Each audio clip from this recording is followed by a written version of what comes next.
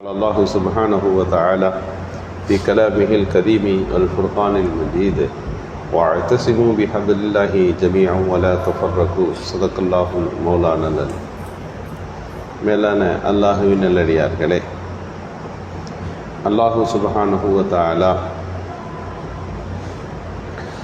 லா இலாஹ இல்லல்லாஹ் என்கின்ற கலிமாவின் மூலமாக நம்மை எல்லாம் ஒன்றிணைத்திருக்கின்றான். இந்த உம்மத்திற்கு பெயரே உம்மத்தே முத்தவசித்தா, ஒரு நடுநிலைமையான உம்மத்து. எல்லா சமூகமும் பல்வேறு விதமான இஃப்ராத் தஃப்ரீத் என்கின்ற வரம்பு மீறுதல் என்கின்ற ஒன்றிலே ஒரு கூட்டம், இன்னொரு கூட்டம் ரொம்பவும் சட்டம் இல்லாத ஒரு பண்பு. இந்த ரெண்டுக்கும் மத்தியில் இஸ்லாம் என்பது நடுநிலைமையான மார்க்கம். யூத சமூகத்தில் மிக கடுமையான சட்டத்திட்டங்கள் இருந்தது. அதே நேரத்தில் கிறித்துவ சமூகமான அந்த மக்களுக்கு மத்தியில் ரொம்பவும் சட்ட தளர்வுகள் இருந்தன. இந்த இரண்டுக்கும் மத்தியிலே தான் இஸ்லாம் நடுநிலைமையான மார்க்கம். எல்லாவற்றிலும் இஸ்லாம் நடுநிலைமையை அது பார்க்கிறது, நெகிழ்வு தன்மை கொண்டது.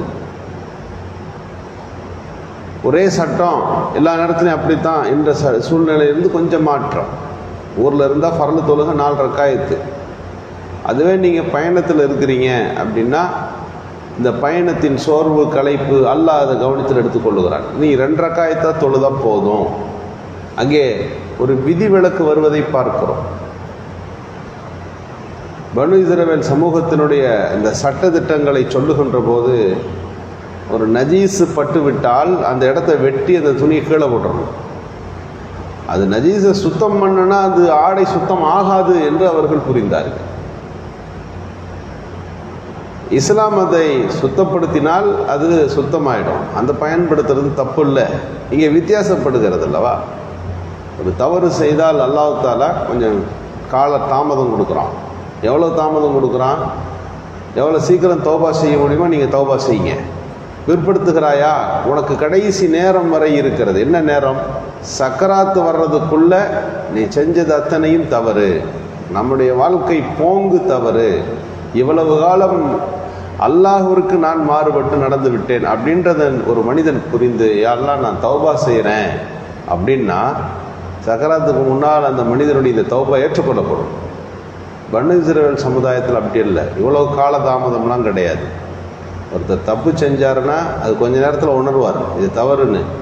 அந்த உணர்கிற தருணத்திலேயே தௌபா செய்யணும். யாரெல்லாம் நான் செஞ்சுட்டேன் நீ செய்ய மாட்டேன்னு சொல்லணும்.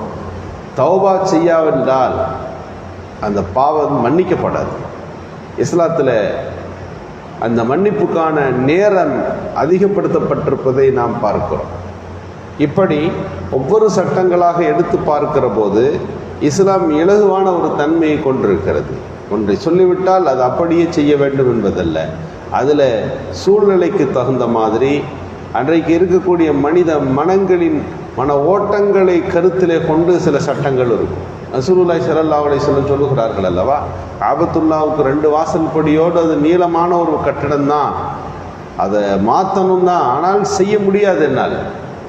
உண்மைதான், ஆனால் அதை செஞ்சால் குழப்பம் வரும்ன்றதுனால நான் செய்ய விரும்பலை. நபிகள் ஸல்லல்லாஹு அலைஹி வஸல்லம் உண்மை என்று சொன்னாலும் கூட அந்த உண்மையை செய்கிற போது வேறு ஏதாவது ஒரு பிரச்சனை வரும் என்று நினைத்தால் அந்த உண்மைக்கு கூட சில நேரங்களே மௌனங்களே பதிலாக இருந்தது. ரசூலுல்லா கடைசி வரைக்கும் அதை செய்யலை. ரசூலுல்லா காலத்துக்கு பிறகு தான் காபத்துல்லாவை பெருசாக கட்டினாங்க. ரசூலுல்லாவுடைய நினைப்புக்கு தகுந்த மாதிரி அந்த காபத்துல்லாவை மாற்றி அமைத்தார்கள். செவ்வக வடிவத்தில் 2 வாசல் படிகளோடு கட்டி இதுதான் இப்ராஹிம் அலைஹிஸ்ஸலாம் காலத்தில் இந்த இப்படித்தான் காபத்துல்லா இருந்தது என்று மக்களிடத்தில் சொன்னபோது ரசூலுல்லா சொன்ன அதே குழப்பம் வந்துடுச்சு. அடுத்தவர் மாற்றினார். இமாம் மாலிக் ரஹ்மத்துல்லாஹி அலைஹி சொன்னார்கள் கடைசியாக, காபத்துல்லா ரசூலா காலத்தில் இருந்த மாதிரியே எல்லா காலத்திலும் இருக்கட்டும். ஒவ்வொரு மன்னர் மாற்றி மாற்றி நீங்கள் கட்டிக்கிட்டே இருந்தீங்கன்னா ஒரு விளையாடுற இடமா காபத்துல்லா மாறிடும். எனவே யாரும் இதற்கு மேல் காபத்துல்லாவை மாற்றி அமைக்கிறேன், இப்ராஹிம் அலைஹிஸ்ஸலாம் காலத்தில் இருந்த மாதிரி காபாவா, ரசூலுல்லாஹி ஸல்லல்லாஹு அலைஹி வஸல்லம் இருந்த காலத்தில் உள்ள காபாவான்ற சர்ச்சையை இந்த உம்மத்தில் விட்டுருங்க. நாம் இங்கே கவனிக்க வேண்டியது, ரசூலுல்லாஹி ஸல்லல்லாஹு அலைஹி வஸல்லம் அவர்கள் இதை செய்கிற போது என்ன சொன்னார்கள்? மக்கள் இப்போ தான் எல்லாம் சரியாகி வந்திருக்கிறாங்க, இப்போ நான் காபத்துல்லாவை மாற்றினேன்னா ஒரு குழப்பம் வரும், அது உண்மைதான், ஆனாலும் செய்ய மாட்டேன். இங்கே நாம் கவனிக்க வேண்டும், சில நேரங்களில் இஸ்லாம் மனிதர்களுடைய சூழ்நிலைக்கு தகுந்தாற் போல அது தன்னுடைய சட்டத்திட்டங்களை அதை அமைத்துக் கொள்ளுகின்ற, மக்களை அரவணைத்துக் கொள்ளுகின்ற ஒரு பாங்கை பார்க்கிறோம். லா யுகல்லிஃபுல்லாஹு நஃப்ஸன் இல்லா உஸாஹா. மனித சக்திக்கு மீறி அவர்களை நாம் கஷ்டப்படுத்த மாட்டோம். இதுதான் குர்ஆனுடைய கருத்து. லா யுகல்லிஃபுல்லாஹு நஃப்ஸன், எந்த ஒரு ஆத்மாவையும் நாம் சக்திக்கு மீறி சோதிக்க முடியாது. அவங்களுக்கு என்ன முடியுமோ அது, இவ்வளவுதான் என்னால் முடியும். அல்லாஹ் பெரிய சட்டங்களை போடுகிறான். மையத்துகளை சாப்பிடாதீர்கள், ஹுர்ரிமத் அலைக்குமுல் மையித், தானா இறந்தவைகளை சாப்பிடக்கூடாது. வத்தமு வலஹுல் ஹின்சீர் என்றெல்லாம் சொல்லுங்க. இல்லாம் மனில் துர்ற, எல்லாம் சட்டம்தான். ஆனால் ஒரு ஆளுக்கு பாலைவனத்தில் மாட்டி அவருக்கு சாப்பிட்றதுக்கு, உயிரை காப்பாற்றிக்கிறதுக்கு வழியே இல்லைன்னு வந்தால் அவர் என்ன செய்வார்? அல்லாஹ் அதை கவனிக்கிறான். சட்டம்தான் இதெல்லாம். ஆனால் அங்கே அவருக்கென்று ஒரு சில மாற்று திட்டத்தை அங்கே சொல்லுகின்றான். அவர் உயிர் காப்பாற்றிக்கிற அளவுக்கு இதை செஞ்சால் தவறல்ல. மையத்து தான், செத்த மையத்து சாப்பிடக்கூடாது. ஆனால் அவர் மாட்டி இருக்கக்கூடிய, அகப்பட்டிருக்கிற நிலைமை என்னென்னா, அவருக்கு ஏதாவது கொஞ்சோடத்தை நீங்கள் உண்ண கொடுக்காவிட்டால் அவர் மௌத்தாயிருவார். என்ன செய்யலாம்? இப்போதும் அந்த ஆயத்து அந்த இடத்துல இருக்குமான்னா அல்லாஹ் அதற்கு அனுமதி கொடுக்கிறான்.